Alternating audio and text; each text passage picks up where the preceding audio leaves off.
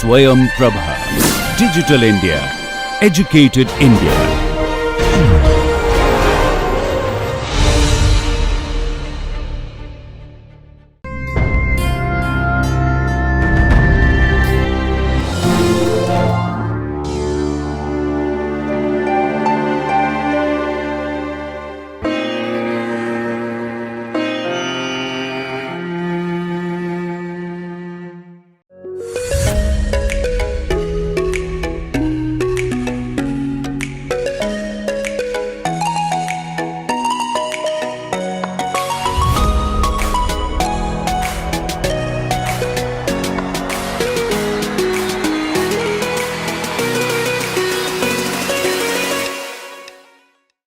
Hello friends. So, in the previous lecture we have discussed regarding the digital implementation of the differential relay that is applicable for the protection of power transformer, and in that we have discussed the third case, that is if we want to compensate the inherent phase shift in the transformer, specifically when delta winding and star winding both are involved, then we have to go for phase sequence compensation, and for each vector group or winding connection user has to enter the vector group or winding connection, and based on that a specific matrix is available, and that is provided by the relay manufacturer, and that is multiplied by a respective either the primary or secondary current to compensate the phase shift depending upon what degree of compensation we need. So, that we have discussed in details. After that we have discussed two important problems because of which the digital differential relay performance may be affected, and these two important issues are, the first one is the over excitation. So, when there is a increase in voltage and reduction in frequency, then the over excitation conditions occurs, and because of the flow of spill current the differential relay may maloperate. So, in that case we have summarized that if we go for the harmonic analysis of the waveform of over excitation condition, then we found that we can go for the fifth harmonic current, and if we found that the content of fifth harmonic exceeds certain threshold value, then that condition can be detected, otherwise the over excitation condition is not there. After that we have discussed the second important phenomena, that is known as the magnetizing inrush, and we have seen that whenever we energize the unloaded or lightly loaded power transformer, then such type of phenomena occurs, depends on many parameters, like for example, what is the residual flux remain there in the core of the transformer, or what is the source impedance. So, what is the angle at which we are going to energize the transformer. So, we have also discussed that the residual flux play an important role when we are talking about magnetizing inrush current, and we found that after harmonic analysis of inrush waveform we can go for the detection of inrush current if we go for second harmonic component, and if second harmonic component exceeds certain threshold value, then we can block the operation of relay, indicating that this is an inrush phenomena and it is not an internal fault, otherwise the tripping can be initiated. So, to obtain that we have seen two important methods, one is the harmonic restraint method and second is the harmonic blocking method. And in harmonic blocking method also we have discussed the maybe 2 out of 3 blocking or 1 out of 3 blocking or averaging method. So, in that we have finally we obtain that if we go for 1 out of 3 blocking, that means sometimes in certain conditions when like say sympathetic inrush condition is there, then in that case there is a fair chances that in one of the phases the harmonic content may not exceed the predetermined threshold value. So, in that case also we need to block the operation of relay, and for that we have seen that most of the utility and manufacturer also they suggest 1 out of 3 blocking method. So, with considering all these things, we can say that the overall block diagram of the digital differential relay looks like this. So, in that case we have discussed that when we have the digital differential relay, then the operation of that relay that can be divided in two parts. One is because of 87R and another is because of the 87BL, that is blocking logic. So, the 87R, the first part, that consists of the lower one, where you have the operating current that is given to operational amplifier and restraining current that is also given to operational amplifier, but through the slope. If you have single slope characteristic, you can have one slope. If you have dual slope characteristic, you have to input two slopes. Then we do have the initial threshold setting, that is IPU, and we will discuss later on when we solve the example that what is the significance of IPU. And with this, that output of these two amplifiers are given to the AND gate, and the output of AND gate is again given to one of the input of another AND gate, that is second AND gate, and we can see that the tripping is initiated. But in earlier case only lower circuit is available. However, we have included the upper circuit also, that is the logic related to 87BL. So, that means if any inrush condition is detected or any over excitation condition is detected, then the output of this OR gate, that is available as 1. So, final, as you know here 0 I have put, so it becomes 0 and hence no tripping command is initiated. So, our objective is that whenever any inrush condition is there, maybe in any of the phases of the transformer winding, or whenever over excitation condition is there, then in that case tripping operation should not be there, and that can be achieved using this 87BL logic. So, in that case we have again we use two operational amplifiers, and in that case one of the input is given, let us say for second harmonic current, and here in lower side one of the input is given to fifth harmonic current, and the second input to each operational amplifier is the setting. Let us say K2 multiplied by operating current and K5 multiplied by again operating current, that is your predetermined threshold value. So, in any case if inrush is detected or over excitation condition is detected, this will become 1.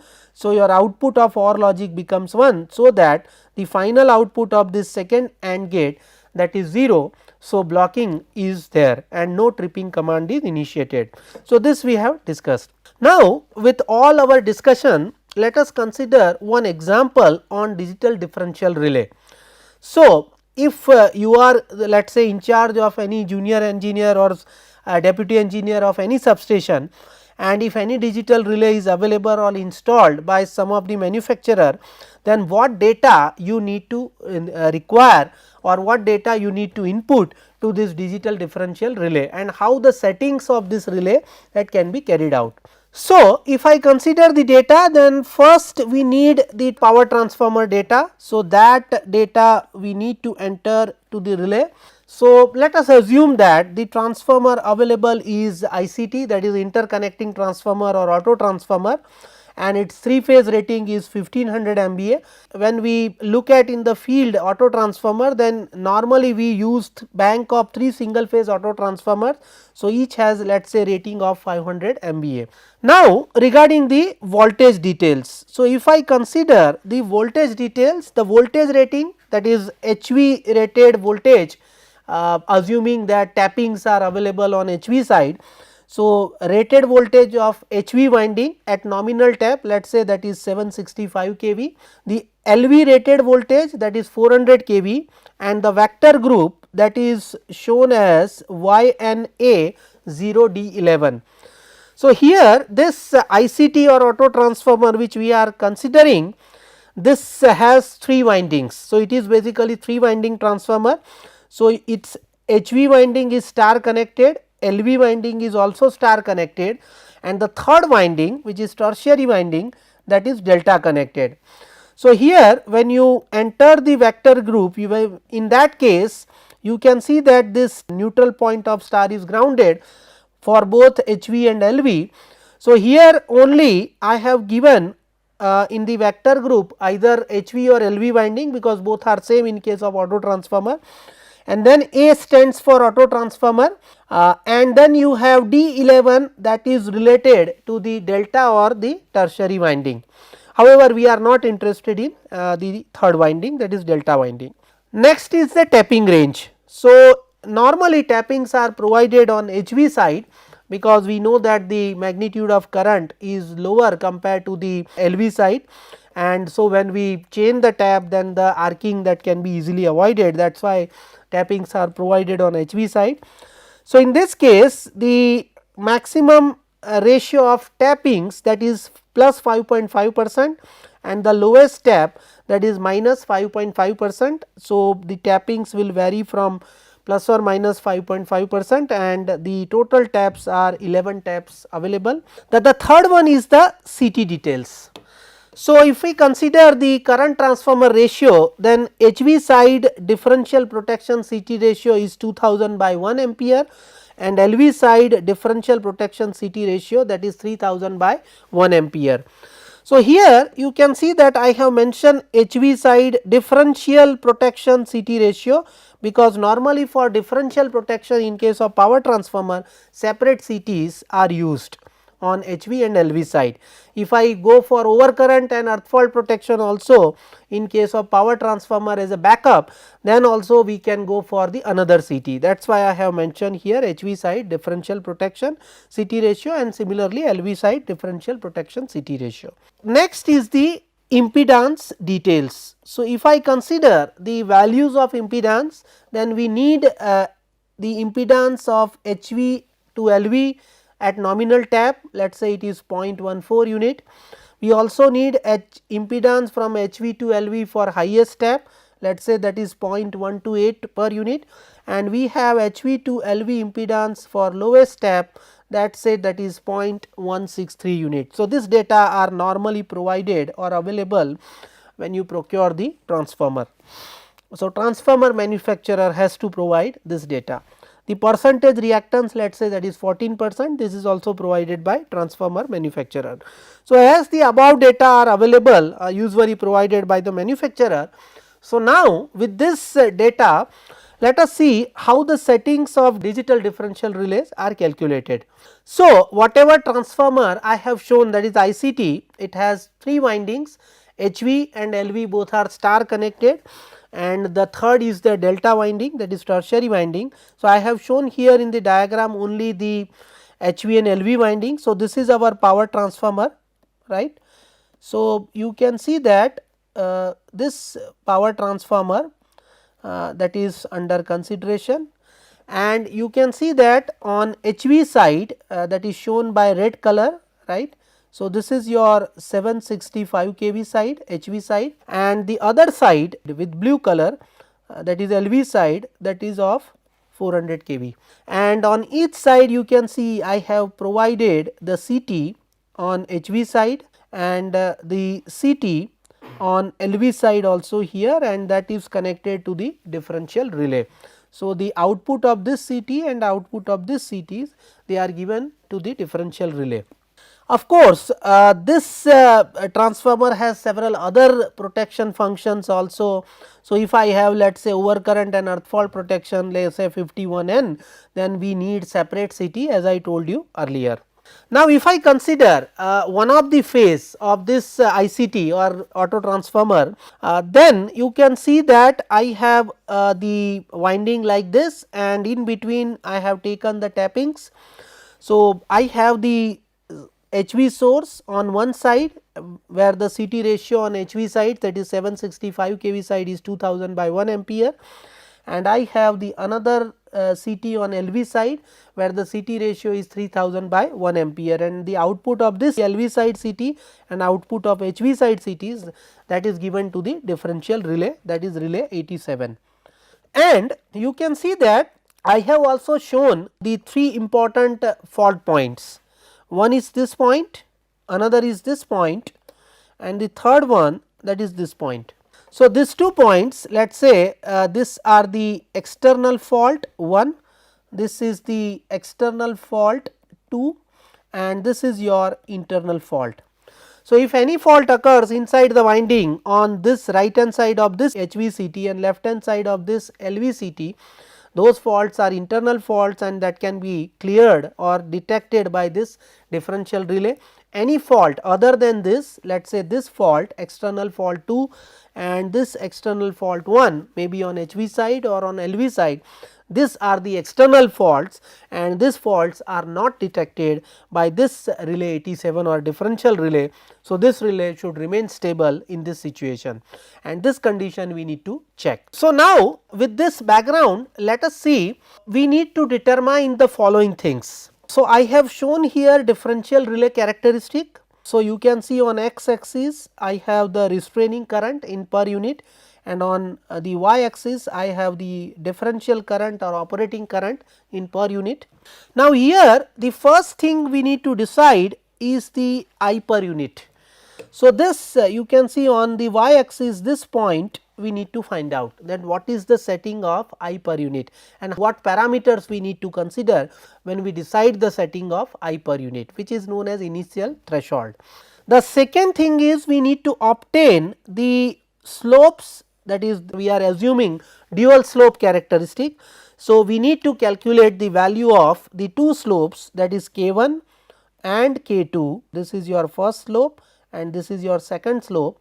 So, you need to calculate the value of K1 and K2 and then you have to also see the value of high set differential setting, that is I high set differential. So, this value which is on x axis.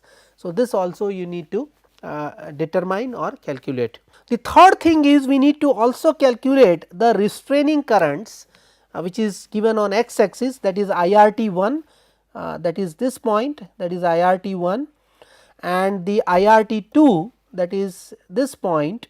We need to determine these 2 points, so that the differentiation of the slopes between K1 and K2 that can be carried out. And the fourth very important point, because we have discussed the harmonic restraint or harmonic blocking. So, we need to also determine or we need to also give as an input what is the setting for inrush and what is the setting for over excitation. So, that relay should not operate in case of inrush or in case of over excitation condition. So, we need to calculate these 4 things. So, we have to first assume these 4 values, 4 settings, that is 1, 2, 3, 4, and then we will cross check with given conditions that whether this relay will operate or not in normal or any external or any other abnormal conditions. If relay should not operate, then we can say that this settings whatever we have done in the digital relay, those are correct. Now, with this background, let us see first how we can have or decide the value of I per unit. So, as I told you that this point I per unit we have to decide, and that depends on 3 important parameters. The first parameter is the continuous magnetizing current. So, we know that normally magnetizing current of any power transformer, that depends on rating of the transformer and what type of magnetic material we have used in the core of the power transformer. And as we increase the transformer rating, then we can say that the less continuous magnetizing inrush current that can be observed, and normal value of magnetizing inrush current, that is 1 to 3% of the rated current. So, this when we decide the setting of IPU, this we need to consider.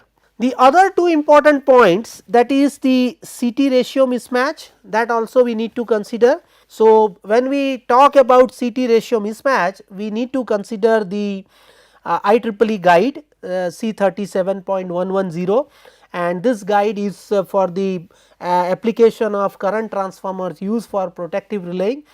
And in this guide it is clearly mentioned that the ratio error that should be plus or minus 10% at 20 times the rated secondary current. So, if let us say your secondary current is 1 ampere and if your current is 20 times the 1 ampere, so 20 ampere, then the ratio error should not exceed plus or minus 10% as per this standard. So, based on this also you need to consider the value of I per unit. And the third thing, that is the tap changer. So, at what tap the transformer is operating, whether it is at nominal tap or maybe highest tap or maybe the lowest tap. So, whatever setting is, relay should not operate in this condition. So, considering all these three parameters, we have to decide, or we have to initially assume or set by experience the value of I per unit. So, with the experience, normally most of the utility, they will assume the following values. For I per unit, normally the utility or manufacturer will suggest the value of IPU, that is 0.2 per unit. So, this value is 0.2 per unit. The two slopes, assuming dual slope characteristic, that is used. So, K1 that is assumed as 0.2 and K2 that is considered as 0.6. So, you have the K1 and K2, these two values you need to consider. So, this is your K1 and K2 that you need to assume. The high set differential current you need to assume, and here I have considered is 8 per unit, and the two restraining currents IRT1 and IRT2, that I have assumed as 1 per unit and 4 per unit. Now, we have assumed these values because these are the normal values suggested by manufacturer or may be assumed by most of the utilities in case of digital differential relay. Now, with these values, our strategy is we will consider different cases and we will see that whether my relay will remain stable or not. If relay remains stable, that means relay should not operate, and then we can say that these settings are correct. Now, before we move for the verification, few things we need to consider with reference to this characteristic. You see that the operating condition is when your operating point falls above this characteristic, right. So, this is your operating region. Any operating point below this characteristic, that is the restraining region or blocking region. So, whenever any mismatch is there, maybe because of CT ratio or maybe because of the unidentical CT saturation characteristic or maybe because of tap changing mechanism, then the current or the operating point should fall somewhere here. When you have, let us say, saturation of CT in case of heavy through fault or external fault, then your point should be again lie in this region, so that relay should not operate, and that is what we want. And in case of any internal fault condition, the immediately your point will move in this region. So, there is no waiting period and relay should immediately trip and the respective circuit breaker will be operated. However, one typical case is there where that is the magnetizing inrush condition. So, in case of inrush, the magnitude of current is very high. So, you will have the operating point will be in conditional operation region that falls under the operating region. So, in that case, again we will go for the checking of second harmonic or fifth harmonic in case of over excitation, and then we will decide whether the percentage of harmonics in any one of the phases that exceeds threshold or not. If it exceeds, then the tripping is restrained, that means blocking is initiated, no tripping is there, and if it is not there, then again tripping is finally given. This is very important point we need to consider. Now, with this assumed setting, let us verify whether these settings are correct or not by taking different cases. So, before we go that, the harmonic settings are also important. So, what we have assumed is that for inrush detection, second harmonic blocking, we have assumed that the second harmonic content with reference to fundamental, that should be 20%. So, if it exceeds 20%, then inrush is